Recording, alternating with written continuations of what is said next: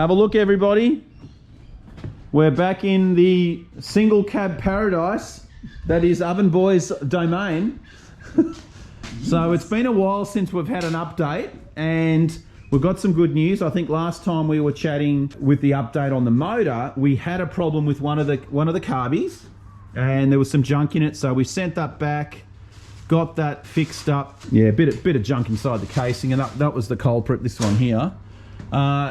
It's now running, it's idling on its own steam, but unfortunately the battery's flat. So we've got the battery on the charger. I don't know what happened there, but we'll find that one out later. I haven't played with it for a couple of weeks. I must have left something on. Yeah, I think it's telling you something. Yep. Don't leave me for too long. Exactly. Finish me. So the plan today is to get the front windows in. We're gonna work on those. Paul's doing the oil plumbing, which is all this here. That's all has to be hooked up properly.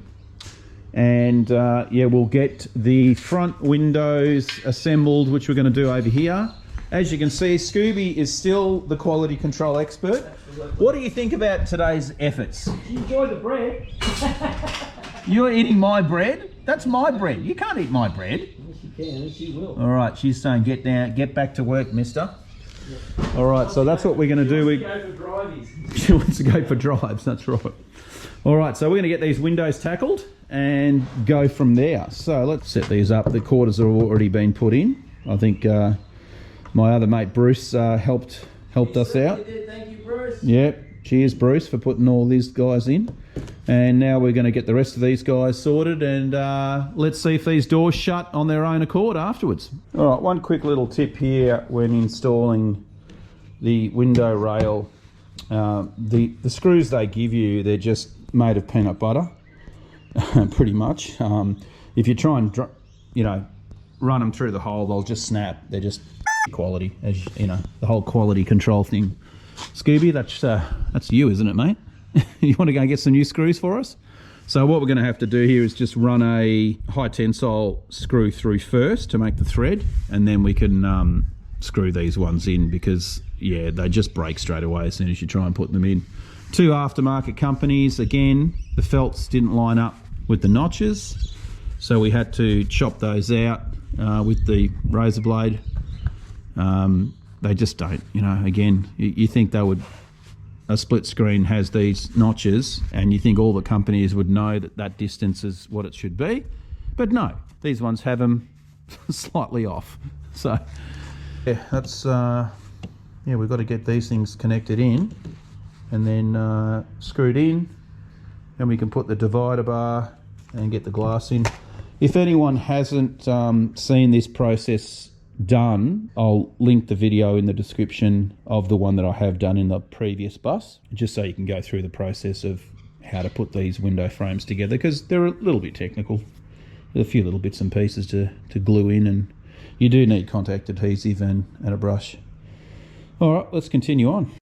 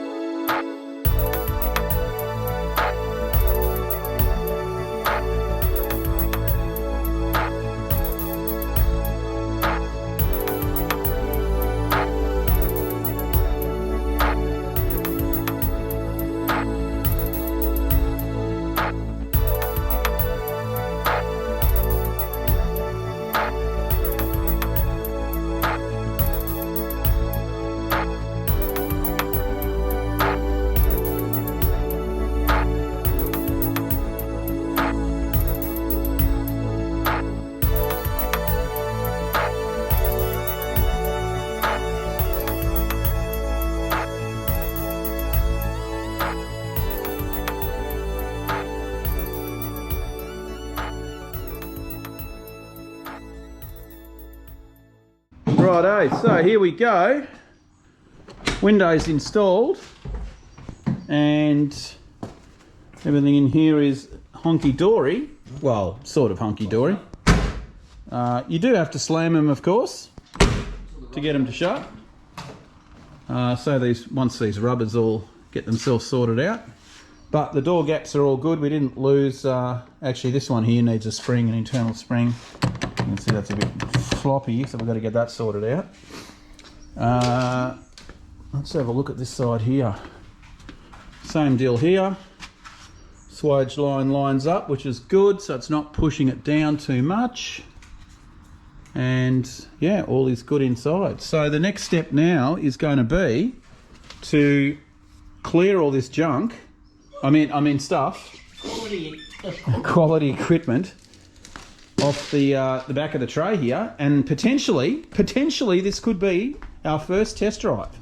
Return spring, guys. This is what we're up to, because at the moment the throttle linkages does not have a return spring, so we need to work that out, where it's going to go. What about, see how there's a little hole there? Yeah, I've seen it pulled up there and there. And take it from there up to there. Yeah, but then that's all loading up this linkage all the time. Okay. I just want to load this point, because that all comes back on its own. Yeah, because there's already a spring here, isn't there? Yeah.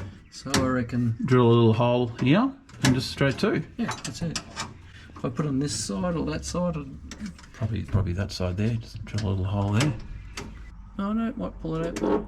But I reckon probably through the front one. Front one, yeah. Alright, how's your eyesight? Little 1/8 drill. Yeah. Maybe get a... grab a rag just to put over the top of the motor so when it gets swarf. Any shrapnel in there. Crap all over it. And... Alright, straight into the... Okay, how's your eyesight? Oh, terrible. Good. Yeah. The only one then. I'm seeing the marking. Well, I was chatting to this hot chick the other day, and I found out she was actually a penguin. That's how good my eyesight is. Something wrong with that. You know that, don't you? Yeah. I could measure it, but hey, who measures things nowadays, right? Nah. Now, watch the drill be too big. Won't fit in there. Can I get in again? Oh, I might be able to get in there. Probably. See, if I put it in the back one, it might be more of this distortion. So I've got the... I reckon I'll go for the middle of the flange. Yeah. Or close to the... I'll go a bit there, closer for the swing.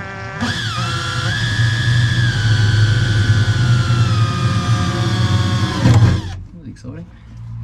Now, you know when you watch drill bits on television, they always look like they're spinning backwards. Yeah, I know. What's up with that? That's the timing. Is it? Something to do so with when it does its frames per second, it's in a different position. If it's not in phase or in sync with it, it gives you a... So that's turning, it takes a photo, but if it takes it at a different rate, you see it there, then you see it there, then you see it there. Yeah. So it looks like it's going backwards. But it's actually, they always look like and they're going wheels. backwards. Wheels are phenomenal. Yeah, that's right. Wheels, definitely. Is that a strong enough spring? We'll find out, won't we? Long enough spring, that's the question. It's got to go all the way down. It might not be long enough. Where does it have to go? I'll have to put it into there somewhere. So, yeah. Oh, yeah. As you can see, it's been well used. Alright, we got the first drive. Oven boys in the beast. Try those brakes. Brakes are good. Brakes are good.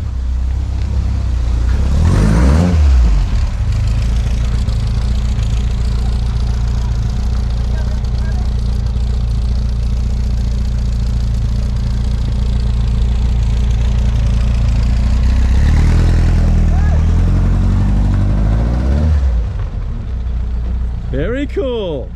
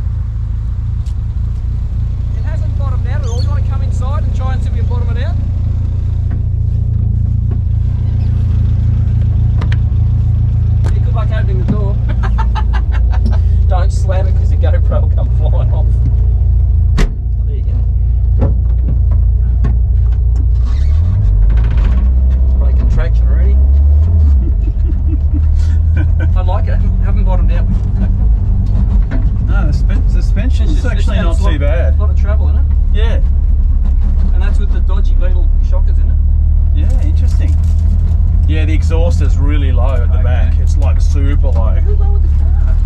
I might have to get a. You reckon get a vintage speed? I think so, yeah. It just looks. Well, you have a look at it. Hop out and have a look. Well, there you go, guys. That was the first drive. And Strategic stickers. Did you do that? yeah. Very, very cool.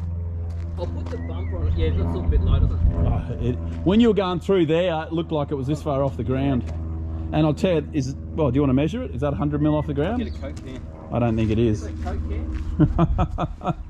We could be in trouble with the exhaust, fellas. Well, I have to raise up the back a couple of slides. Yeah. Once I start loading up all the gear. Oh, it'll definitely be too low. It's had its first maiden test drive. Okay. Yeah, no. Oh, it's failing the Coke can test. Yeah, we're in trouble. Oh. Yeah. Bum, bum. I wonder if that'll fit under the bumper or if we can modify that. Because the 4-in-1, I'd like to keep the 4-in-1. But does a 4-in-1 fit on it? Alright guys, so while Paul's backing this thing in, I think we'll wrap up this video. There's a few things we've got to do. That exhaust needs to be brought up a bit more, and we've got to adjust the brakes a little bit more than they are. And listen to that. But apart from that, it's a winner chicken dinner. So we will check you guys in the next video.